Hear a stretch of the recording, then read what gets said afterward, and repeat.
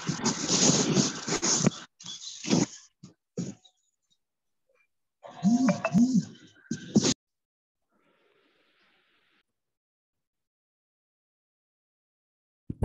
ke-mute. Assalamualaikum warahmatullahi wabarakatuh. Waalaikumsalam warahmatullahi wabarakatuh. Alhamdulillah. Wassalatu wassalamu ala rasulillah wa ala alihi wa sahbihi wa mawalah. La haula wa la quwata illa billah. Teman-teman, kita memasuki sesi terakhir ya. Kita putuskan sebagai sesi terakhir saja. Jadi ayat 15 sampai 20 kita selesaikan hari ini, dan kita akan ketemu entah kapan, tapi insya Allah kita akan di drive oleh kebutuhan-kebutuhan itu. Jadi ketika sesuatu dipaksa sebagai rutinitas, keterpaksaan itu akan menurunkan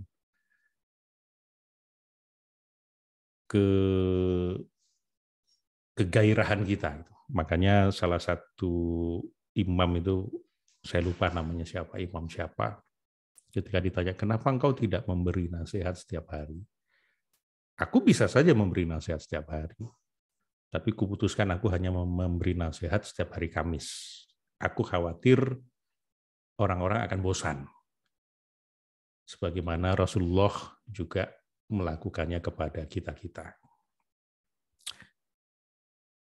Nah, tadi kalimat yang tidak terlalu persis, tetapi esensinya seperti itu. Dan teman-teman yang baru bergabung pada sesi terakhir ini, selamat datang. Ini bukan pengajian yang membahas tafsir. Ini adalah bagaimana dialog kebatinan saya dengan Al-Quran, khususnya di Al-Baqarah 1-20. Jadi benar salahnya itu belum dijamin. Maka yang diperlukan adalah critical thinking. Jadi teman-teman mohon juga ikut berpikir, ikut menganalisa, dan barangkali juga nanti karena sesi terakhir juga bisa ikut memberikan insight, discoveries tentang apa yang sudah kita bahas ini. Nah, seperti yang lalu kita review dulu supaya menjadi jangkar atau menjadi jembatan kita memasuki sesi terakhir ini. Sebentar, tehnya datang. Makasih, Nis.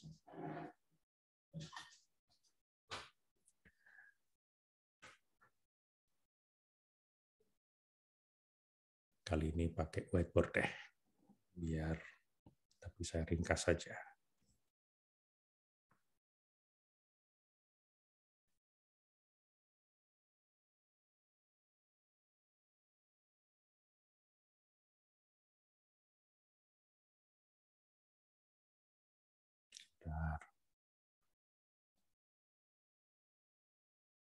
Seperti biasa, bingung dulu.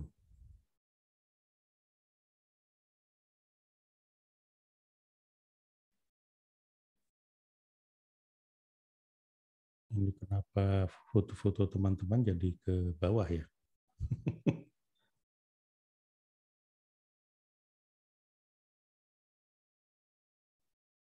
Jadi nutupi whiteboard. Kang Pur, gimana nih caranya Kang Pur? Pakai apa ya? View. Kompresnya coba di spotlight dulu ya. Hide video panel. Saya sudah hide video panel, jadi saya tidak melihat teman-teman. Oke.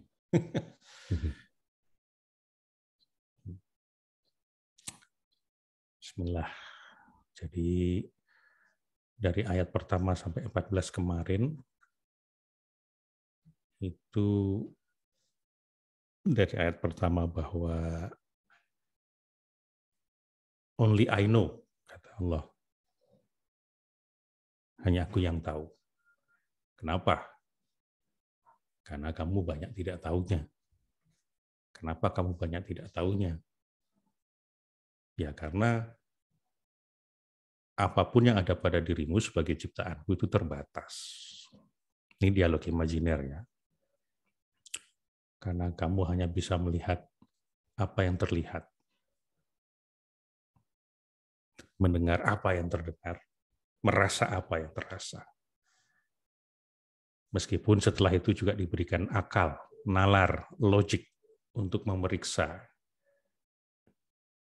cause effect, memeriksa hubungan satu sama lain, memeriksa sebab akibat, logik.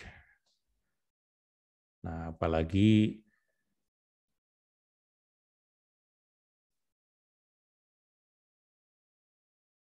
indera sudah oke, cek, logic cek, itu juga belum tentu menjangkau kebenaran yang sejati. Karena kaum Quraisy tertipu ketika mengejar Rasulullah masuk ke gua. Dilihatnya, loh, ada sarang laba-laba. Nggak mungkin ada orang masuk di sini. Kalau ada orang masuk sini, pasti sarang laba-labanya itu sudah hancur. Nah, bahkan indrawi dan logika saja itu belum tentu menjangkau kebenaran.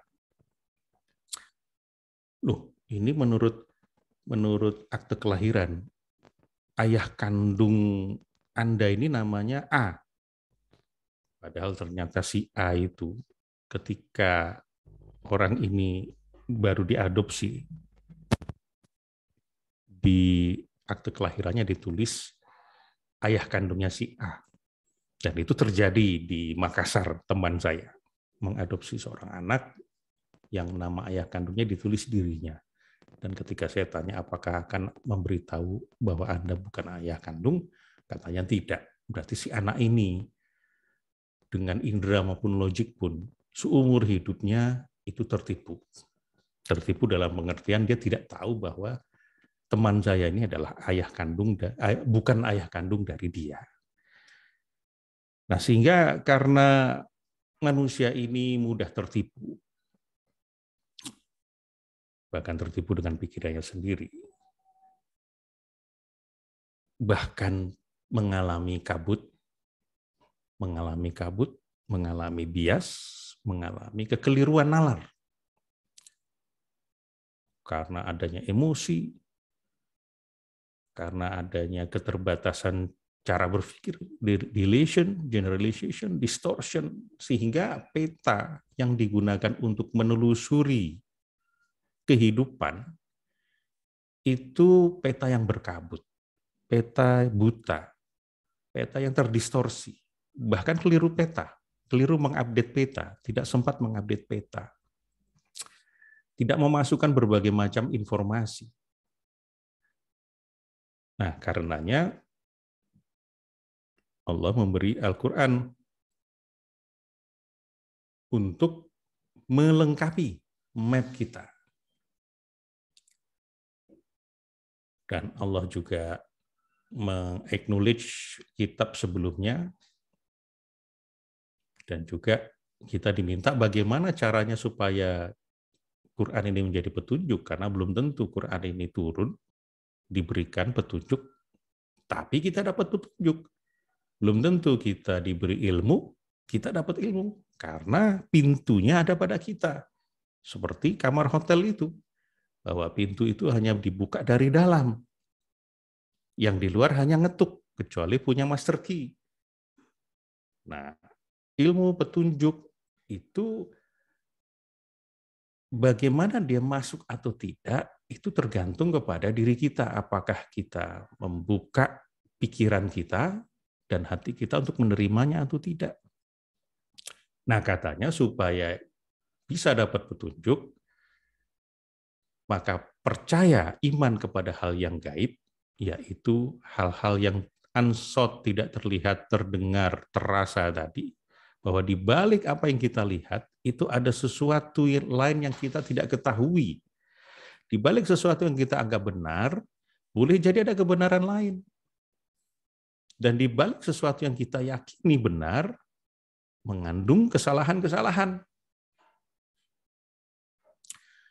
Kemudian yang kedua adalah berkomunikasi dengan Allah secara disiplin, yaitu sholat, dan berkhidmat berderma kepada orang lain, jadi kepada Allah, kepada orang lain, menghargai kitab di masa lalu, dan meyakini ada kehidupan di masa yang akan datang, ada future di sana. Yang kita juga tidak tahu setelah kematian ini ada apa.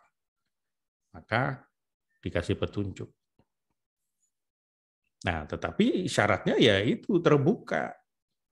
Masalahnya di ayat berikutnya ada orang yang mengcover, menutup, tidak membuka, tetapi menutup pikiran dan hatinya untuk menerima kebenaran-kebenaran, menerima berita-berita tentang kebenaran. Bahkan menolak kebenaran-kebenaran yang terlihat, terdengar, terlogik. Itulah disebut dengan kafir itu, kafaro, tertutup. Nah, karena menutup, maka dia tidak mau expand map-nya dia, dan dia hanya jatuh cinta pada map-nya dirinya sendiri, dan menganggap bahwa my map is territory. My map is kebenaran. Padahal the map is not the territory. The map is just model of the territory. We model the territory in our map, sehingga kalau kita ingin tahu bahwa map kita ini sudah komplit, sudah akurat atau belum, jelaskan saja. Karena map adalah how we explain the territory, how we explain the world, how we explain things. Itulah map kita. Nah, lengkap atau tidak? Ya, map kita didesain memang untuk tidak lengkap. Nah, maka selalu kita konfirmasi, karena yang punya teritori ini adalah Tuhan, Allah. Nah, supaya kita tahu bagaimana kita berjalan di muka bumi, kita perlu tahu manual of the world, yaitu kitab suci kita. Manual of our brain adalah pikiran kita. Nah, supaya apa? Supaya pikiran kita selaras, sebangun dengan yang menciptakan dunia ini. Nah, karena saya ini hanya jatuh cinta pada diri saya sendiri, maka biarpun dinasihati, ya tetap saja tidak berubah. Mereka tuli, bisu, buta untuk menerima kebenaran karena sudah cover, menutup diri, tidak mau menerima hal lain selain apa yang dia jatuh cintai. Nah, mereka hendak menipu Allah, mereka hendak menipu orang lain, padahal sesungguhnya mereka tertipu oleh dirinya sendiri, oleh map-nya sendiri.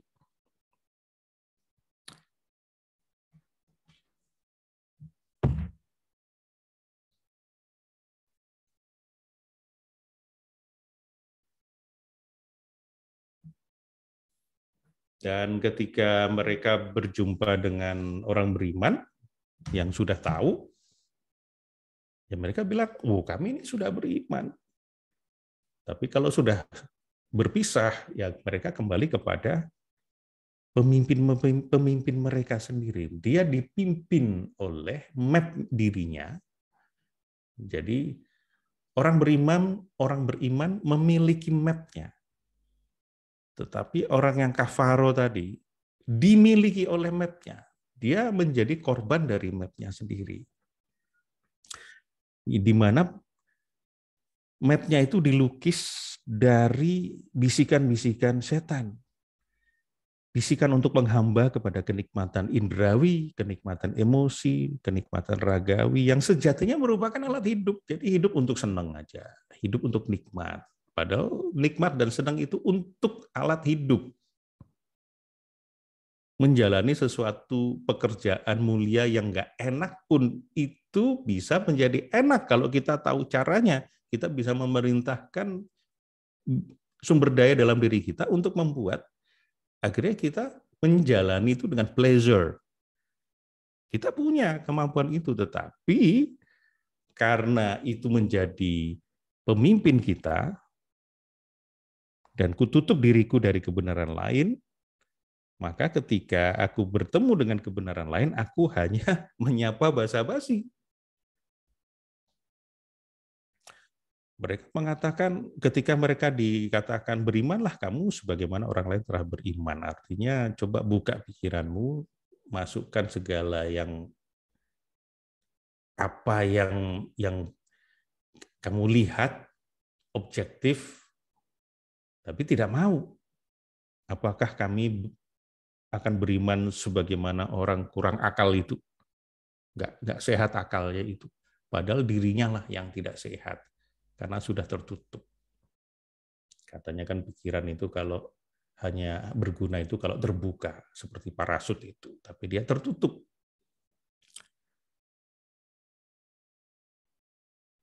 Nah, mereka mengira mereka itu membuat perbaikan di muka bumi. Padahal sesungguhnya mereka yang berbuat kerusakan di muka bumi.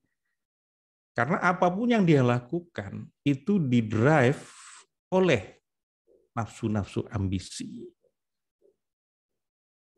yang di dalamnya ada frames yang dibentuk dari suara-suara yang mengarah kepada hedonistik, konsumerisme, sekularisme, liberalisme, dan apapun itu yang menghamba kepada alat hidup tadi. Makanya dikira membuat kemajuan ekonomi, membuat kemajuan sosial, tetapi sesungguhnya di masa depan justru terusak oleh perbuatan-perbuatan kita. Entah lingkungan jadi rusak, entah mental orang jadi rusak. Nah, kita tidak menyadari kenapa, karena kita menutup map kita. Dan di dalam hati mereka ada penyakit yang karenanya mereka yang didasari oleh keterasingan dia dengan dirinya sendiri, dengan map-nya sendiri. Keterasingan dia dengan dirinya sendiri sehingga tidak tahu bahwa sebetulnya dirinya itu tertutup kafaro. Ada persoalan self-esteem di sana. Kemudian ada ketidakberhargaan tadi, ketidakberdayaan, mental korban, suka playing victim, scarcity mentality, sombong, ego, dengki, ingin orang lain menderita. Yang itu semua akan melahirkan luka, kecewa, dan trauma yang lebih dalam. Jadi ketika kita luka, kecewa, trauma itu bukan produksi orang lain, itu kita sendiri yang memproduksi dalam pikiran kita. Orang sombong itu karena kekurangan harga diri, justru. Makanya dia memerlukan sesuatu di luar dirinya untuk menaikkan harga dirinya. Makanya jadilah dia sombong.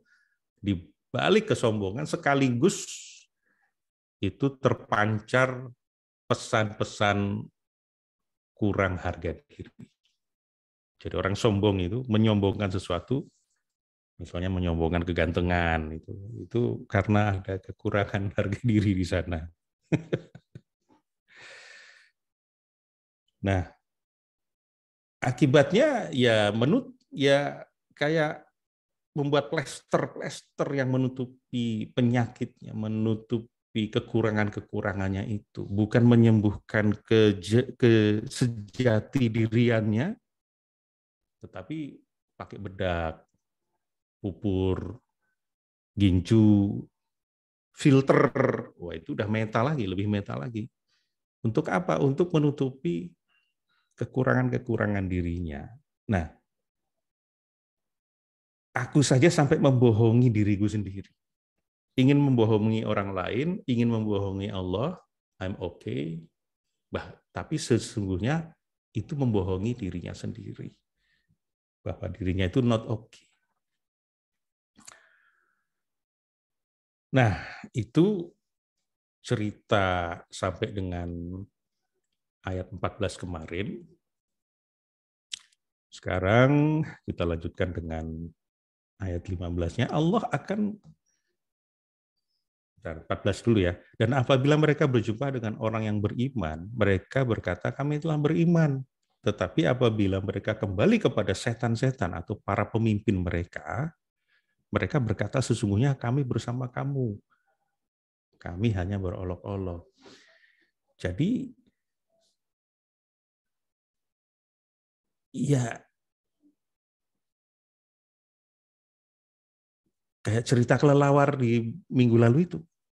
Aku kembali menghamba kepada bisikan-bisikan setan sebagai pemimpinku. Sebagaimana jika aku seekor kelelawar, maka aku akan mengaku burung ketika bertemu burung untuk mendapatkan makanan.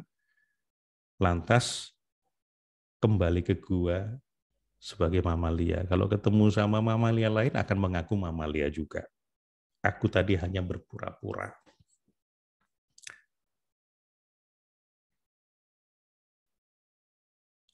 Mungkin saya juga, kita semua juga pernah seperti ini, jangan-jangan. Pernah tobat, kumat lagi. Tobat, kumat lagi. Nah, ini fenomena-fenomena ini dijelaskan di mana? Di 15. Allah akan memperolok mereka dan membiarkan mereka terombang-ambing dalam kesesatan. Jadi karena kehidupanku tadi yang seperti ini, maka hidupku itu menjadi artifisial. Mudah sekali aku terombang-ambing. Aku tidak tahu bagaimana aku membangun future-ku, memahami future-ku melalui kitab ini. Dan apa yang terjadi di masa lalu sehingga aku seperti ini. Dan aku tidak tahu di mana peranku, untuk apa, tujuan apa, menggunakan map apa. Bingung aku, sesungguhnya. Merasa yakin, tapi sesungguhnya bingung. Tidak ada pegangan yang kuat.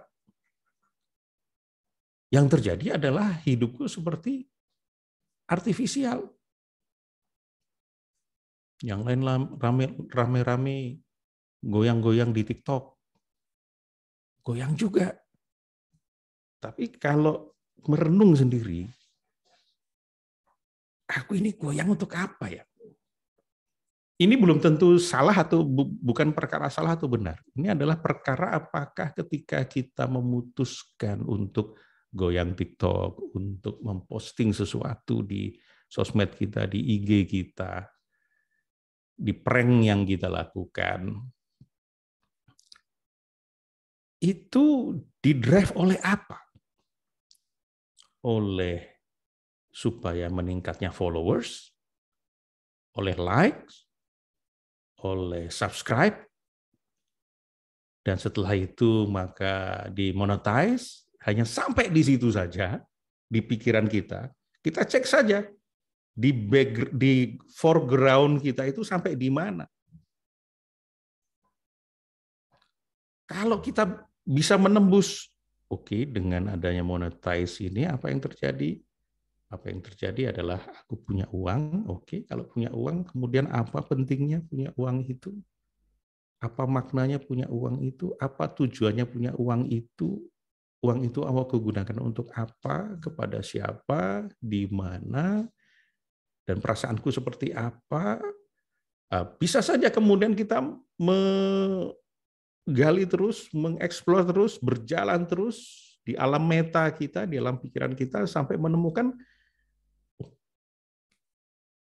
ternyata ini penting dan mulia ya di TikTok ini. Tapi tunggu dulu, caranya sekarang, powernya.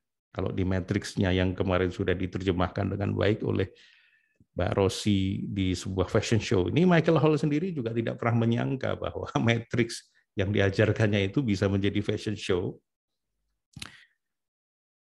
Ya, Mbak, apa maknanya, apa intensinya, siapa diri kita yang melakukan joget itu, kemudian dengan skill apa, karena ada juga joget yang membuat orang menjadi mual, gitu. Memuak.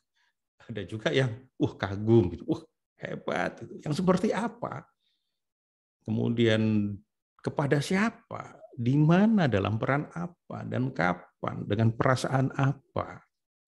Nah, kalau kita sudah memeriksa di sana, dan kita memutuskan dan mengizinkan, ya aku melakukan ini dengan cara yang seperti ini, boleh jadi TikTok menjadi sarana kendaraan untuk berbuat kebaikan.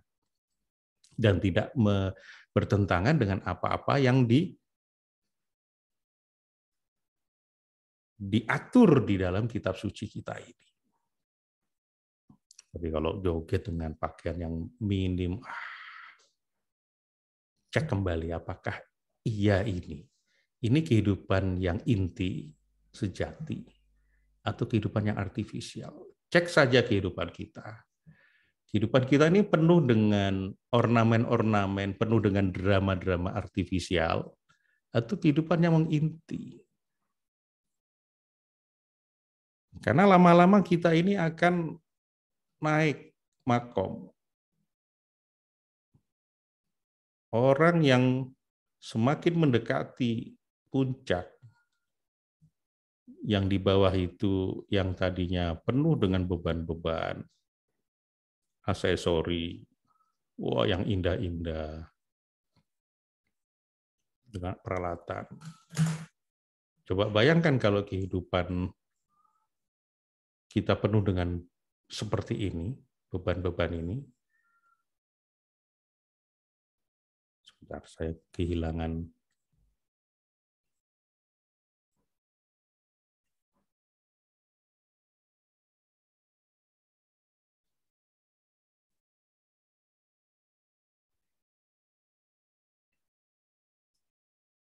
Nah, maka semakin ke atas kita butuh melepas banyak hal supaya semakin enteng kita ke atas. Maka semakin ke atas biasanya orang itu semakin sederhana. Spiritual, makom spiritual yang semakin tinggi, orang itu semakin sederhana. Orang-orang yang kaya sejati itu sederhana. Yang inti-intinya saja. Pendekar itu semakin jago, dia semakin nggak banyak gaya. Yang banyak gaya itu biasanya pendekar yang baru keluar dari padepokan.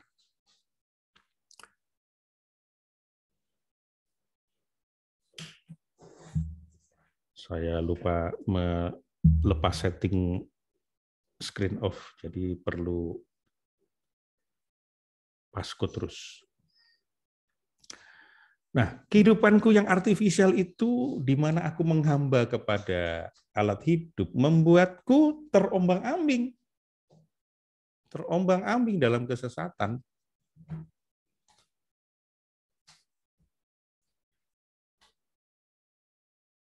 Membuatku terombang-ambing, karena aku tidak tahu misi hidupku yang kaitannya dengan hari akhir ini, future ini seperti apa. Aku tidak tahu. Maka aku hanya dipimpin oleh nafsu-nafsu syahwatku. Dipimpin oleh alat-alat hidupku. Ibarat kereta kuda dipimpin oleh kuda-kudaku. Padahal kuda-kuda itu alat untuk membawaku ke satu tempat. Tapi aku nggak tahu tempat itu apa. Jadi aku terombang-ambing tergantung kuda-kudaku. Dan aku merasa membuat kemajuan karena kuda-kudaku bergerak. Tapi nggak tahu bahwa sebetulnya kuda-kudaku muter-muter di situ saja. Muter sana, muter sini. Aku maju loh, bergerak, nggak mundur loh. Iya kalau kita seperti kereta kuda berjalan. Kalau kita berjalan sendiri, tapi ternyata di atas treadmill, kita merasa berlari, lelah. Hidup lelah, maju, wah kita berlari, tapi kita di situ-situ saja, nggak kemana-mana, kita di treadmill. Aku hanya sibuk memenuhi hasrat suara syahwat ambisi untuk kapal perjalananku, karena terombang-ambing ini dekat dengan metafora lautan.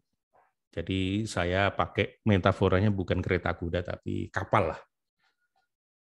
Aku hanya sibuk memenuhi hasrat suara syahwat ambisi untuk kapal sebagai alat perjalananku, tanpa tahu kemana kapal itu kutujukan.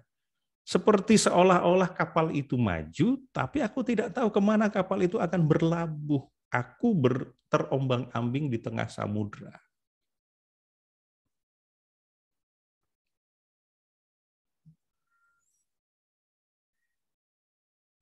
Mereka itulah yang membeli kesesatan dengan petunjuk.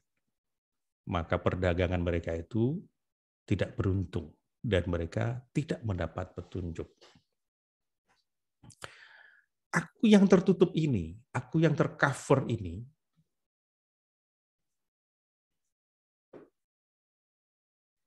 menutup untuk open mind dan open heart, mengimani mapku sendiri yang dibangun atas suara-suara setan yang condong kepada syahwat ambisi itu sehingga tersesat, apapun yang aku lakukan, itu tidak memberi keberuntungan sejati.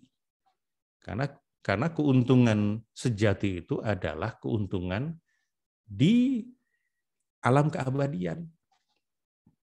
Sementara keuntungan di dunia ini adalah keuntungan-keuntungan antara. Jangan sampai kita tidak beruntung juga di dunia. Masa sudah tidak beruntung di dunia, tidak beruntung di akhirat? Lebih baik beruntung di dunia, beruntung di akhirat. Nah, mengimani petunjuk ini membuat kita beruntung di dunia dan beruntung di alam keabadian. Eternity. Yang time-nya itu lebih panjang dan tidak terbatas. Kalau kita hanya terbatas, bentar lagi kita mati.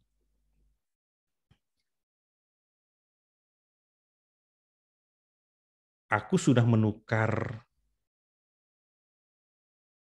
petunjuk itu dengan kesesatan tadi. 17. Perumpamaan mereka seperti orang-orang yang menyalakan api, setelah menerangi sekelilingnya, Allah lenyapkan cahaya yang menyinari mereka dan membiarkan mereka dalam kegelapan tidak dapat melihat. Maka ketika aku menghamba kepada pemimpinku tadi, yaitu alat-alat hidupku sendiri, syahwat-syahwatku sendiri, bisikan-bisikan setan itu, jikapun kemudian aku rindu kebenaran, tiba-tiba sebetulnya seperti apa sih? Kemana sih aku ini perlu menuju? Ini kan gelap. Nah, perumpamaan orang-orang tadi yang tertutup tadi, itu adalah seperti aku hanya mendapatkan cahaya sejenak lalu padam. Boleh jadi ikut pengajian sebentar, ikut seminar ini, ikut ziarah ruang dalam. Kemudian, oh iya ya, tercerahkan. Tercerahkan itu seperti ada bersinar. Tapi sesuatu yang tertutup itu kan, coba aja lilin di lilin menyala, kemudian kita tutup dengan gelas. Mati. Karena tertutup. Hanya diberi sedikit cahaya, kemudian tertutup. Gelap lagi. Keluar dari pengajian, keluar dari seminar. Gelap lagi. Balik lagi. Menghamba kepada pemimpin-pemimpinku yang semula tadi. Ketika cahaya itu nyala sejenak, aku tahu, oh iya, oh ternyata begini, oke. Bikin rencana, tahu mau kemana, tapi tiba-tiba gelap. Nggak jalan rencananya akhirnya. Aku mau jalan seperti apa? Atau kalaupun aku berjalan di 18 masih gini. Mereka tuli, bisu, dan buta sehingga mereka tidak dapat kembali. Ketika cahaya itu, aku melihat, tapi tidak menangkap esensi penglihatanku. Aku mendengar, tapi tidak menangkap esensi pendengaranku. Makna-makna kebenarannya itu seperti apa? Aku bicara, tapi bicaranya tidak esensial. Tidak punya esensi bicaraku. Bicara sekedar bicara. Coba aja lihat komen-komen netizen itu. Intinya apa? Julid, gibah. Bicaraku itu kayak nggak ada esensinya, nggak ada intinya. Aku mendengar tanpa menangkap esensi kebenaran. Aku bicara tanpa makna-makna kebenaran. Aku melihat tanpa melihat gambaran sejati kebenaran. Aku tak dapat mengenali kebenaran akhirnya. Walaupun terang tapi tidak kenal. Tidak bisa mengenali kebenaran. Aku punya alat indera tapi tidak dapat kugunakan untuk menangkap informasi kebenaran. Meskipun terang. Karena sejenak tadi. Karena hati sudah tertutup. Atau seperti orang yang ditimpa hujan lebat dari langit, disertai kegelapan, petir, dan kilat. Mereka menyumbat telinga dengan jari-jarinya, menghindari suara petir itu karena takut mati. Allah meliputi orang-orang yang kafir. Ada cahaya kilat. Tapi, tadi kan fakoknya ya, VAK-nya tadi, VA-nya. Penglihatan, pendengaran. Kata-kata. Karena di dalam pikiran itu fakok plus kata-kata kan, word meanings. Visual, auditory, kinestetik, gambar, suara, rasa, bau, kecap di dalam pikiran kita sebagai submodality ditambah dengan words, meaning berupa kata-kata. Nah, tetapi kata-kata ini seperti menjadi gelegar guntur sehingga ditutup. Wah, gue nggak mau dengar. Karena ada kata-kata yang dia tolak. Di dalam kesesatan hidupku yang penuh gemuruh, kusumbat telingaku diriku sendiri dari suara-suara yang mengingatkanku kepada kematian. Takut mati itu takut selesai waktunya. Aku tidak mau selesai menikmati ini, walaupun dalam kesesatan. Walaupun dalam kegundahanku ini soal apa hidupku ini. Tapi begitu dikasih tahu kebenaran, no.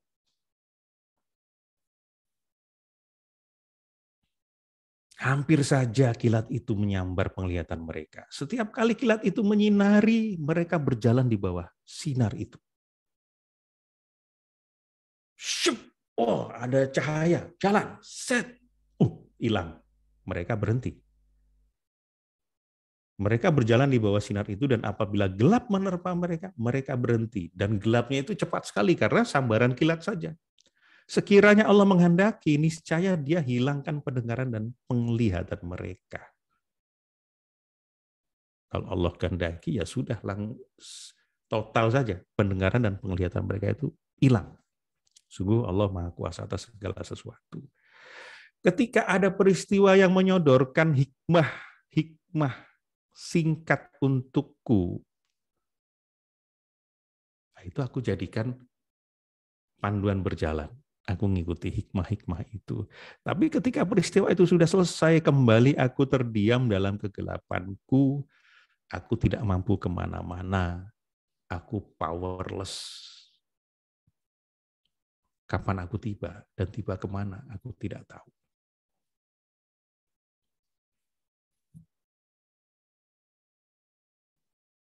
Nah, teman-teman, perenungan saya pada saat itu, dialog ini hanya sampai di ayat 20. Maka itulah yang saya bagikan sampai dengan sesi keempat ini. Nah, kita berdialog saja, ngobrol, boleh ada pertanyaan, boleh juga yang saya harapkan adalah share dari teman-teman. Saya cukupkan di sini dulu. Tapi seperti minggu lalu, Kang Pur, mohon izin 2 menit saja. Yap.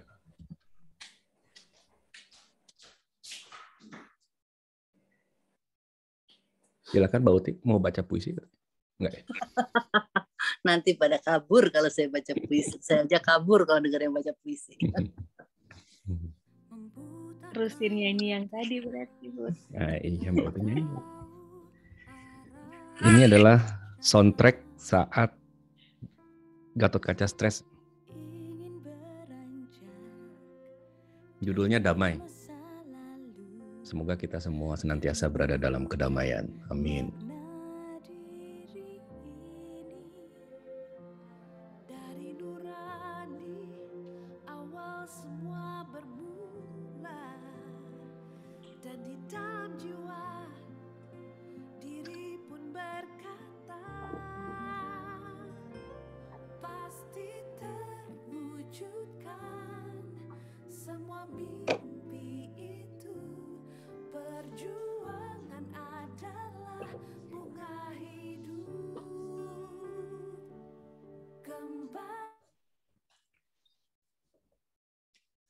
Di dalam wacana neurosemantis juga saya memahami ini mungkin karena ini belum sebuah tafsir. Ini mungkin yang disebut sebagai ketika kita terlalu menghamba kepada pikiran bawah sadar kita. Ketika di sana ada value, ada belief, ada habit, ada emosi, ada trauma, apapun itu, ketika kita ingin keluar dari situ, ketarik lagi karena lebih kuat kan. Katanya 9 kali lebih kuat daripada pikiran sadar kita, kesadaran. Dan kalau kita menutup diri, menutup transformasi diri, maka yang terjadi adalah meskipun kita ikut seminar-seminar sana-sini, training sana-sini, tetap tidak memberi perubahan apa-apa kepada kita. Karena jangan-jangan kita seperti di ayat 18, 19, 20 ini. Kita hanya seperti kilat, tapi kemudian kita kembali kepada pemimpin-pemimpin lama kita, yaitu apa yang bersemayam di bawah sadar kita, yang dia menjadi kuda-kuda bagi kita itu. Ya, silahkan kita mau membahas apa? Mbak Amra, Raisen. Silakan Mbak Amra untuk unmute. Assalamualaikum. Waalaikumsalam. Ini nama Amra Naima Kalema ini nama restrukturisasi. Yang benar itu iya. Nur Afifah. Iya, benar. Betul. Terus panggilannya apa, Mbak? Tetap Mbak Viva atau gimana? Terserah Om aja, terserah. Senyamannya. Gimana Mbak Viva? Silakan. Om, setelah ujian 2021 ini grief gitu ya, saya mendalami spiritual. Kemudian ketika dalam kajian-kajian tertentu tuh ada celutukan gitu dari seseorang yang mungkin dia di level tertentu gitu mengatakan ketika dia sampai pada level tertentu dia meninggalkan ritualnya gitu Om. Itu fenomena yang menurut Om sendiri itu gimana? Meninggalkan spiritualnya yang dimaksud yang seperti apa tanda-tandanya? Ritual. Jadi waktu itu saya konfirmasi karena sekelebat aja ya sholat gitu Om. Karena dia menganggap koneksi dengan Tuhan itu sudah dia lampaui dengan zikir aja gitu. Nah, yang saya pahami kita selalu naik makom spiritual itu selalu perlu lolos verifikasi intelektual dan emosional. Jadi tidak ada spiritual yang lompat langsung spiritual. Artinya tidak ada spiritualitas tanpa syariat juga. Nah, itu yang saya pahami.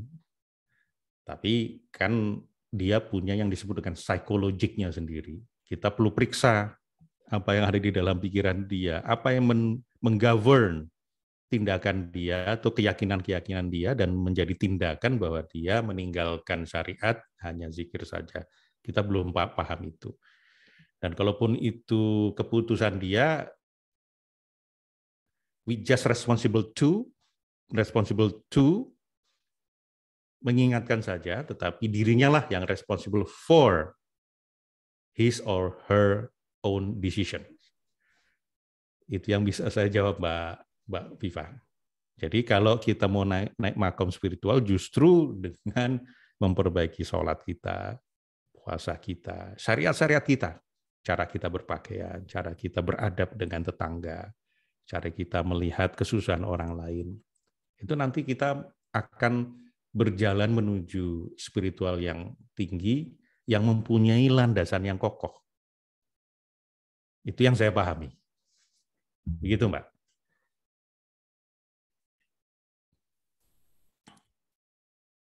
Nah, ini ada dari Mbak Rahma ini ya. Mbak Rahma paling enak, tapi sudah nulis panjang. Kita minta untuk ngomong aja langsung atau gimana nih? Mbak Rahma, ini Mbak Rahma Jogja ya? Oh, bukan, saya Salatiga. Oh, Salatiga. Berarti dapat nilai 7 ya, karena kalau Ya, salah. Iya. Kalau soalnya 10, Om. Kalau soalnya 10 itu juga. Kalau soalnya 10, ya. Boleh di-share ini Mbak, gimana? Supaya Monggo. kita dengar. Jadi dari ayat 1 sampai kita dari minggu-minggu kemarin, itu kesan sudah jelas sekali ya, bahwa Allah memberikan kita manual book sebagai the way of life kita, Al-Quran, dan kita punya keterbatasan dalam melihat sesuatu, karena kita manusia, tapi kita percaya pada yang gaib, bahwa kita yakini gitu ya. Dan di situ di ayat 1 sampai yang kita dalami bersama ini, kita pahami, kita belajar bersama ini kan jelas dibagi ya, golongan-golongan orang gitu loh, maksudnya yang akan ditemui di kehidupan iki loh. Kowe kita nih manual book, saya campur-campur ya. Saya beri manual book, nanti akan kamu temui orang-orang yang jenis seperti ini gitu ya. Di situ jelas sekali ada mukmin seperti apa ciri-cirinya, menjalankan sholat, membayar zakat, berpuasa, dan sebagainya. Itu diterangkan di situ. Lalu golongan kafir orang yang seperti apa, yang tertutup, yang tidak open mind, open heart, bahkan ya ibaratnya ngugemi apa sing diyakini tanpa dia mencari sumber yang benar gitu. Dan itu di sekarang ini menurut saya semakin samar ya. Memang mungkin disamarkan oleh Allah sebagai ujian kita, keimanan kita untuk menjernihkan. Maka ada inamal amalu binniyat. Kalau saya meyakini bahwa inamal amalu binniyat itu membingkai semua yang kita lakukan gitu. Jadi kalau kita niatnya sudah lurus, itu nanti hasilnya ya seperti yang kita niatkan gitu loh. Seperti saya umpamanya mau melakukan sesuatu tapi niatnya sudah uang gitu ya, mungkin saya dapat uang gitu loh, tapi tidak mendapatkan keberkahan gitu. Dan saya sering mendapati juga teman-teman yang niatnya pengen punya suami PNS gitu ya Pak, terus ya dapat suami PNS yang KDRT, suaminya apalah gitu loh, yang dia dapatkan, yang dia niatkan itu didapat sama Allah, dikasih sama Allah gitu. Maka untuk itu kita sebenarnya kan sudah dikasih chip tuh sama Allah, sudah diinstal kebaikan, sabaran. Hanya kita itu mau ngasah itu apa enggak sih selama kita hidup. Nah, kita mungkin tinggal mau mengasah itu atau tidak. Dan dari carut marutnya sekarang di zaman sekarang ini itu kita kejernihan hati dan yang akan menggerakkan pikiran kita, menggerakkan kita sendiri sesuai tugas kita sebagai khalifah fil ard, dan juga sesuai dengan peran peradaban kita gitu. Jadi peran peradaban kita tuh sendiri-sendiri, karena kalau saya di PAUD itu anak-anak tuh terlihat sekali. Jadi anak-anak tuh sangat terlihat. Kita sering membatasi kalau di PAUD tuh anak boleh ini, nggak boleh itu. Padahal peran peradaban yang akan kita, jadi umpamanya anak yang suka estetisnya tinggi ya Pak, itu nggak boleh lari, nggak boleh ini, kadang suruh duduk gitu. Itu sebenarnya mungkin kita kadang-kadang sebagai guru saya sering mungkin sok tahu bahwa kamu tuh harus duduk gitu. Padahal peran peradaban kita tidak tahu peran peradaban anak ini besok sama Allah untuk jadi apa gitu. Itu sih Pak, terima kasih. Terima kesempatannya. kasih Mbak Rahma. Ini melengkapi dan menguatkan sekali ini. Di dalam apa yang disampaikan Mbak Rahma tadi juga mengandung neurosemantic presupposition. Misalnya we are all perfectly well. Kemudian kita sudah punya potensi di dalam diri kita, sudah diinstal tadi chips kebaikan, kesabaran, apapun itu sebuah potensi dan sumber daya. Kita hanya tinggal mengakses, kemudian menguatkan, mengurutkan, mengorganize sehingga kita berespon itu dengan program-program yang memberdayakan kita. Kemudian semua itu juga tergantung pada intensi tadi, niat. Meskipun dalam hidup saya, dalam pengalaman hidup saya, ternyata niat baik itu belum tentu kita mendapatkan balasan yang baik seketika. Bisa jadi niat kita baik, tapi kita belum paham konteks, kita menggunakan cara yang menurut kita baik, ternyata bagi konteks itu cara itu tidak baik. Walaupun niat kita baik, akhirnya kita dimusuhi, bisa juga seperti itu kan? Kita diapai. Nah, itu juga perlu siap-siap. Maka tadi ketika Mbak Rahma menyampaikan bahwa di dalam Quran sebagai manual itu dijelaskan ini loh, orang-orang itu akan seperti ini.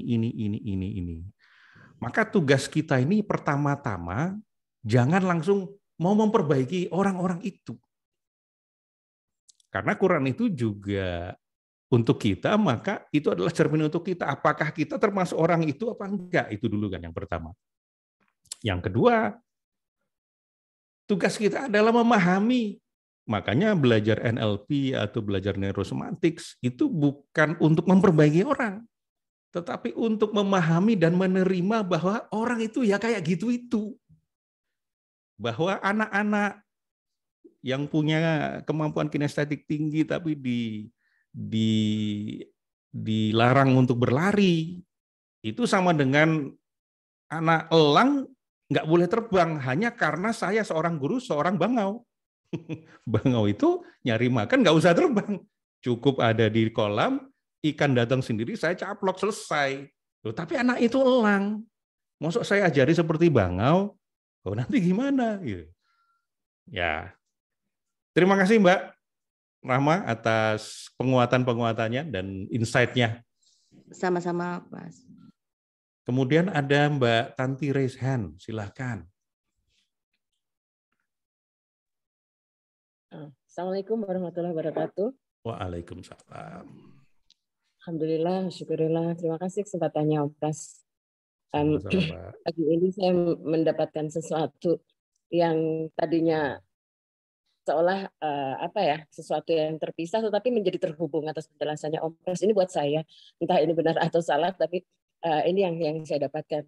Jadi kan saya pernah mendengar bahwa hidayah itu adalah miliknya Allah, haknya Allah, memberikan kepada siapa, mencabut dari siapa. Ya. Lalu kemudian dengan penjelasannya Om Pras tadi, sesungguhnya orang-orang yang covered tadi terhadap yang tertutup, itu sebenarnya kan dia sendiri yang menutup dari hidayah itu kan.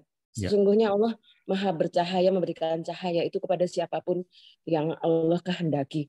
Nah, ketika orang itu tertutup, tentu saja hidayah itu tidak akan masuk, gitu kan. Sama halnya ketika kita menunggu seseorang di depan rumah, tetapi rumah itu terkunci, tertutup. Kita padahal menunggu ada di dalam. Bagaimana orang itu bisa masuk ke rumah sehingga melihat orang rumahnya aja tertutup. Gimana saya bisa masuk? Nah, ketika rumah itu terbuka, oh iya benar dia menunggu saya. Pasti orang itu akan itu analogi saya, Om. Terima kasih menghubungkan antara bagaimana sih kita harus menjemput hidayah, gitu kan. Sementara kalau kita pengen hidayah, ya kita harus menjemput. Ternyata menjemput itu cukup membuka saja, membuka diri, membuka hati, gitu. Kemudian hidayah itu akan sampai karena Allah memberikan cahaya itu, karena Allah yang Maha bercahaya memberikan cahaya itu pada siapapun yang berusaha mendapatkannya. Mungkin itu insight yang saya dapat, Om Pras. Terima kasih banyak. Itu rasanya semakin saya kalau bicara seperti ini. Terima kasih, Om Pras. Assalamualaikum warahmatullahi wabarakatuh. Waalaikumsalam. Pencerahan dan keharuan ini sendiri sebuah rezeki besar. Ya. Saya juga ikut merasakan rezeki itu, Mbak. Terima kasih Mbak Tanti atas sharingnya. Sama Om Pras. Oke, ada lagi teman-teman? Mbak Ria Rasid. Mbak Ria, apakah mau dibacakan atau ngomong langsung Mbak dari Amerika ini? Berarti jam berapa sekarang di malam ya di Amerika Malam. ya? Mbak Ria boleh Mbak?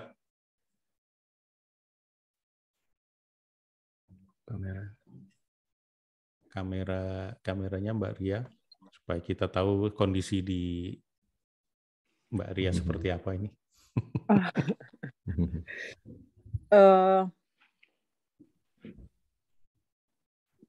Saya Mana, Mbak Ria? bingung.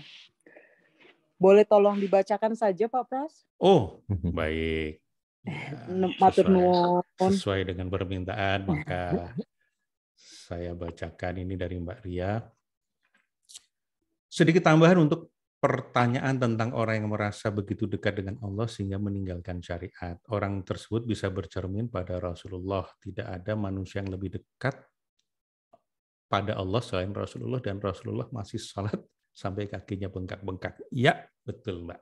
Terima kasih. Itu penegasan yang jelas bahwa tidak ada spiritualitas tanpa syariat. Siapa lagi? Ada Mbak Dina.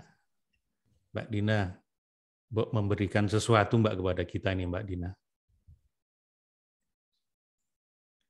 Beliau ini Dr. Dina Yulianti, ini dosen di Sospol, Sospol, FISIP ya. Sospol itu masa lalu ya, tahun 70-an itu namanya Sospol.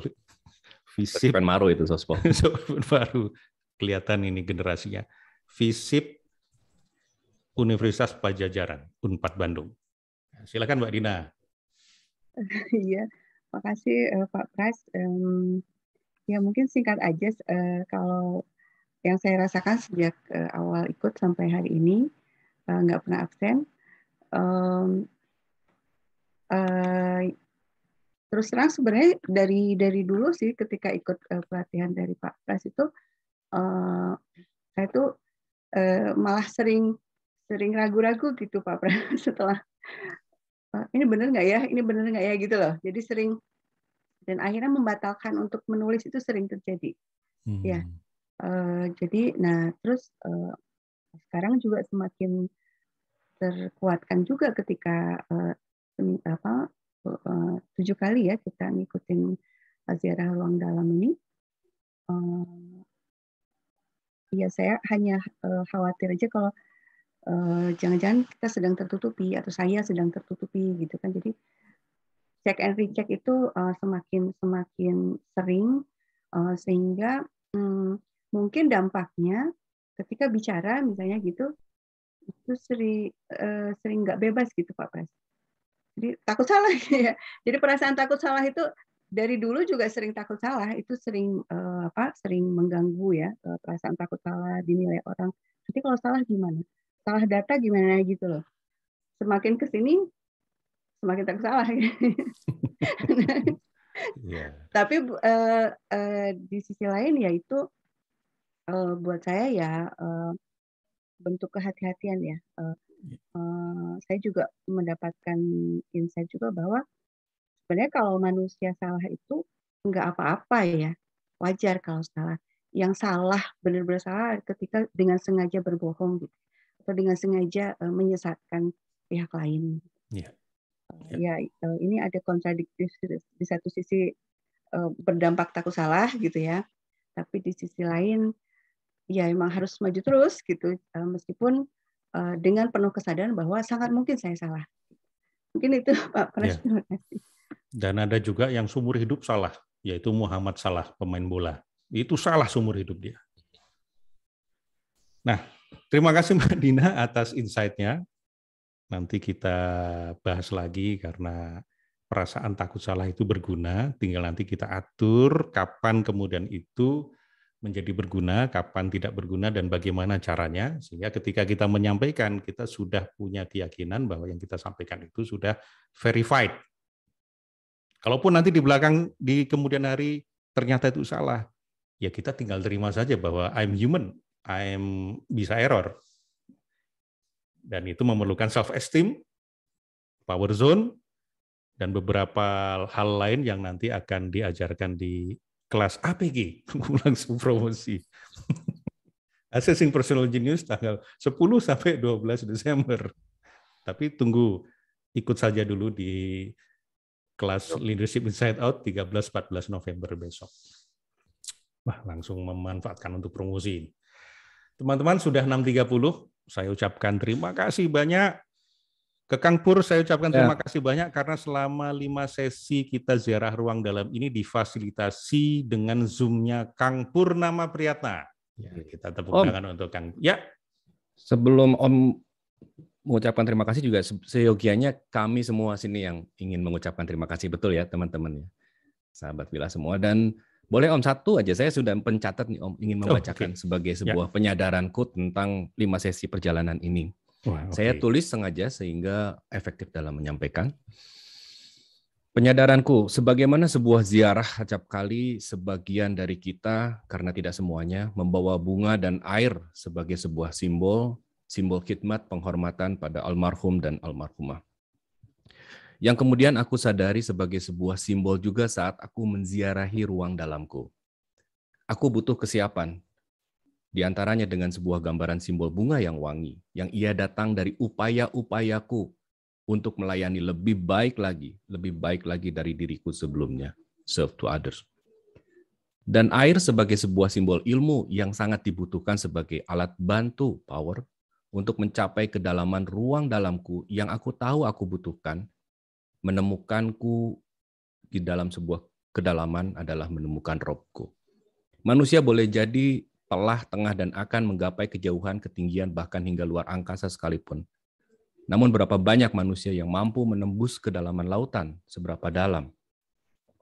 Mengunjungi ruang dalam butuh ilmu sebagai alat bantu navigasi. Alhamdulillah, navigasi itu kuyakini bernama Al-Quran.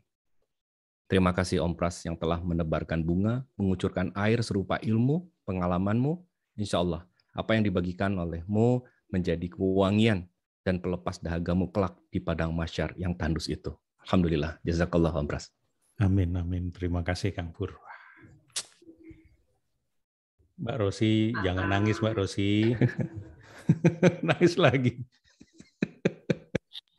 Tapi nangis itu rezeki, karena banyak orang pengen nangis nggak dapat nangis.